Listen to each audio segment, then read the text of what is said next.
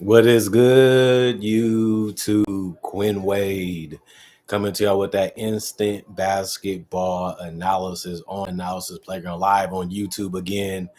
We're going to talk about the Miami Heat just scolding the Golden State Warriors. And this game is simple. The Heat has so many shots and so many open ones throughout the entire game. And Golden State had the same amount of shots too. Golden State couldn't really hit or make anything. Like they shot the ball terrible tonight. They missed so many easy shots throughout this entire game that they didn't even score 90 points or even 100 tonight. They just literally laid the egg. They played terrible. There's nothing to take away from this game besides come better next time. And they did miss that offensive punch that Steph Curry can give them when they disbelieving or they offense is stagnant.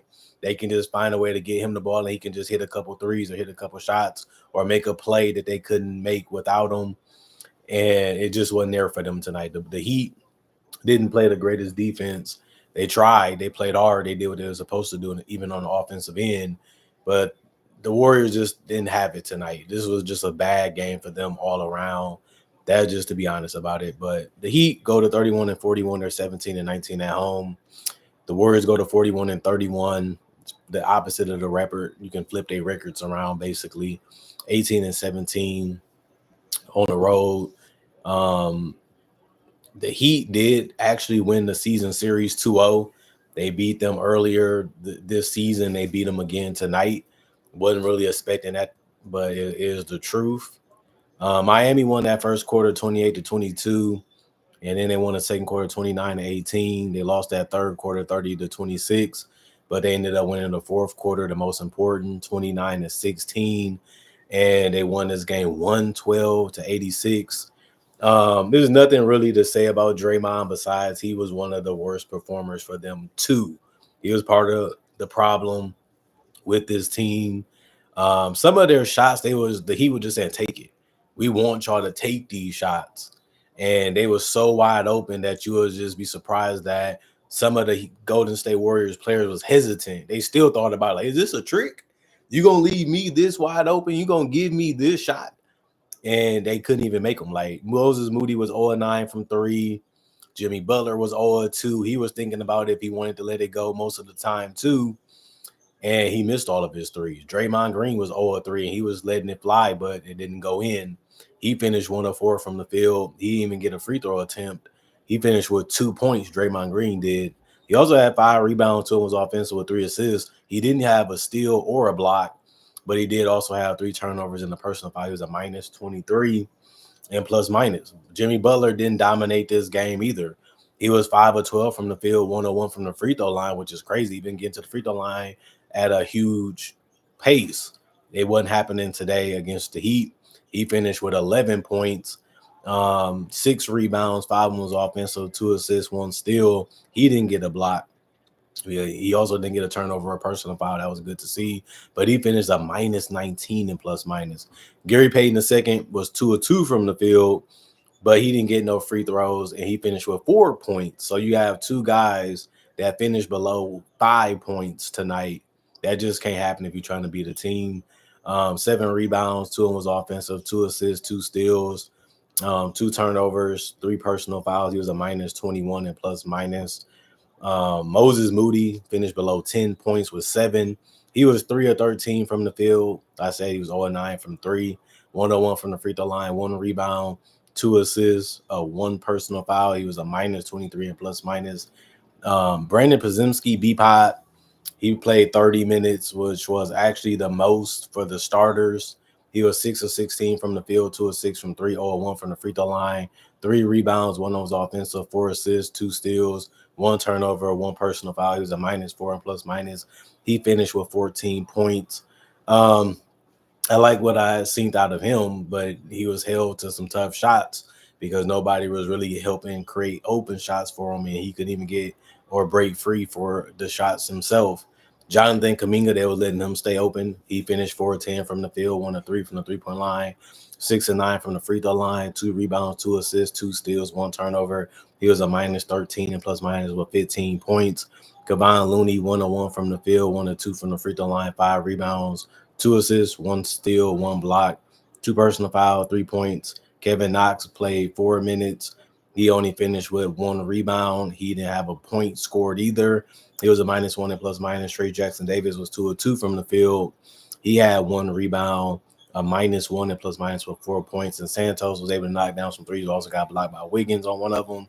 So he finished 5-8 from the field, 3-6 from three, 3 rebounds, 2 of them was offensive. He also finished with 2 personal fouls. He was a -2 and plus minus with 13 points. That was good to see. Him and Kaminga gave them the best boost when it comes to scoring the points besides Buddy Hield, who played 26 minutes, which was the most for any player off the bench today. But he only went 3 of 8 from the field and 2 of 5 from three and got to the free throw line, went 2 of 2. 3 rebounds, 1 turnover, 2 personal foul, -5 and plus minus with 10 points. And Quentin Post, 1 of 5 from the field, 1 of 4 from three, 1 rebound, 3 assists, 4 turnovers, 2 personal fouls, a -15 and plus minus with 3 points. And Pat Spencer, 0-2 from the field and a -3 and plus minus for him.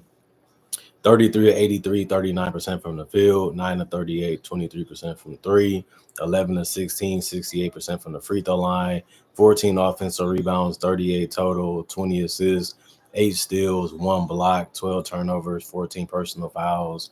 And the Heat ended up doing what they had to do. The Warriors just couldn't figure anything out.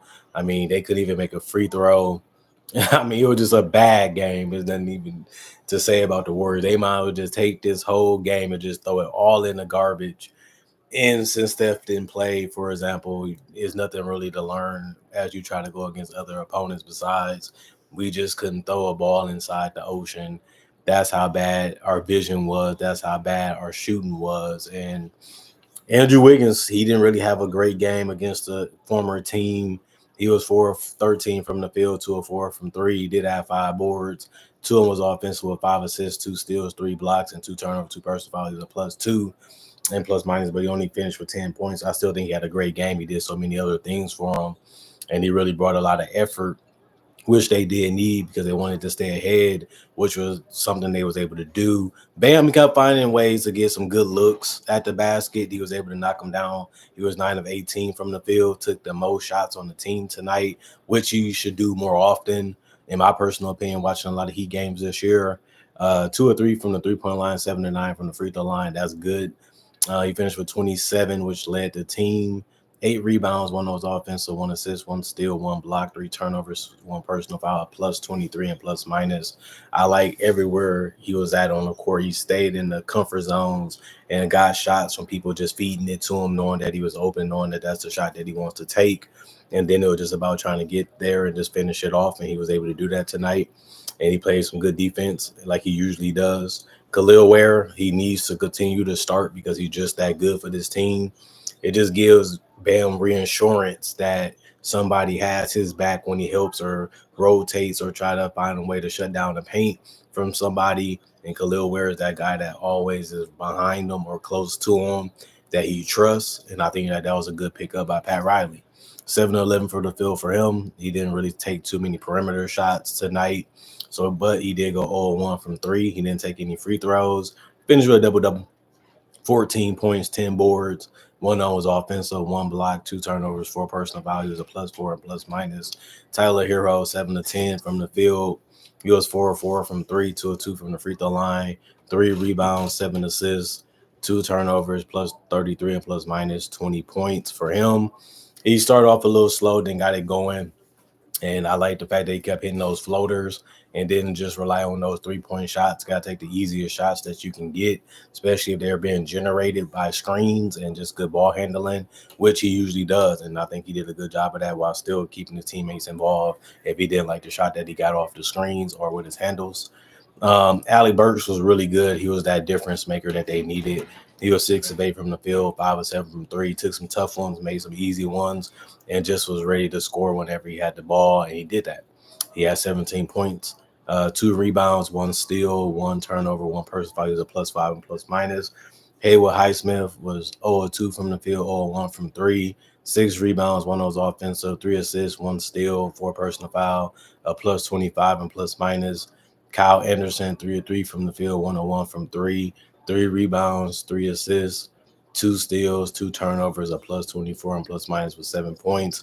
Hit a nice corner three. That was a good shot from him, but he took some good shots throughout the game and played defense. And that's all we need you to do in those 20 minutes. Just be able to make the shots that's given to you and just try to play hard as much as you can and try to fill in some spots that we need you to fill in. I think Kyle Anderson did that really good, and Davion Mitchell.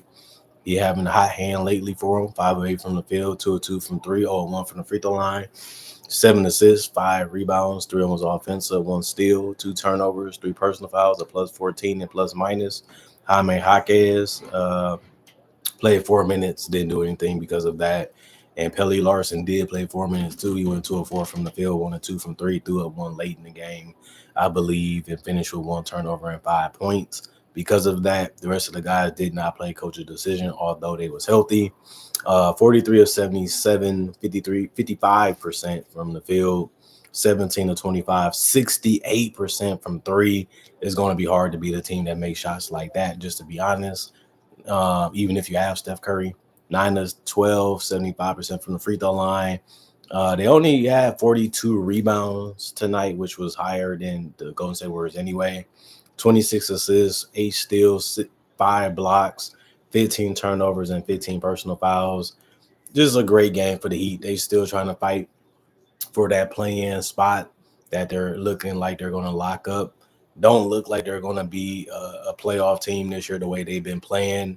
They're just so hit or miss each and every game, even defensively. They have a lot of young pieces, a lot of growing players, a lot of guys that really are not where they need to be a real threat sometimes on the court. And that's been one of the biggest reasons why they've been losing a lot of games, is because a lot of their players don't scare you. A lot of their players don't put fear in you. A lot of their players don't really dominate the game. So just playing as a team is easier to stop one guy, especially when that guy don't have crazy moves that just makes him unstoppable, hard to guard. So it's easier to keep this team under control, which makes it easier to beat them. But that's just this version of the team. We'll see what they do in the off season. We'll see how they continue to play as the season ends. Like I said, this is a first round exit. This is a play-in team that might lose because they're not better than Orlando or even Atlanta Hawks, who are in front of them right now. And it's okay. Like, that's still a good season for them, especially after losing their best player. So that's the way you have to look at it, even if you don't want to, because it's realistic, and realism is a part of the world that we live in. And then the Golden State Warriors, they don't really have what they need to be able to beat most teams. They was already having hard times doing that. They was getting down big in games too, even though they was able to come back and win and stay together and do it. But having that lack of firepower in that starting lineup and in general, and that guy that can space the floor and make your job easier, really just made them predictable and easy to guard. Plus, a lot of their guys ain't tough shot makers anyway. They're more system players. And if they don't get those shots generated for them, they don't really do much but chuck. And it's hard to win games that way. Other than that, comment, like, subscribe, share, hit the notification bell for more analysis. If you're new to the channel, do conversation videos just like this and various different NBA only topics. Also do breakdowns with real footage of legends, current legends, rookies, and also future stars. And also do mock draft and draft coverage. You love that type of content, this is the channel for you. I hope you guys are enjoying what I gave you today, and thanks for appreciating it for what it is and continuing to come back and enjoy my content each and every day, as I've been trying to give you as much as I can. And let's continue to try to make 2025 better than 2015. That's the only goal that I have on this channel this year. And it's just a fun one, trying to be better, trying to learn, and trying to continue to give y'all the best content that I can give y'all each and every day, and throughout the months, the weeks, the days, and the years that we still living at this point. And that's the goal by the end of this year. So we going from March to December, and it should be a fun goal and a fun journey to get there again and see if we can do it all over again in 2026. But let's see what happens this year. Other than that, y'all stay blessed up and keep a positive attitude, and just continue to grind through your days, because we all got our ups and downs. We all got things we got to figure out. We all got things we got to solve. We all got things that we need to do to keep our minds balanced out so we don't trip up. But That's all I can say is y'all stay blessed up. I'm going for now. I will be back with more analysis later today.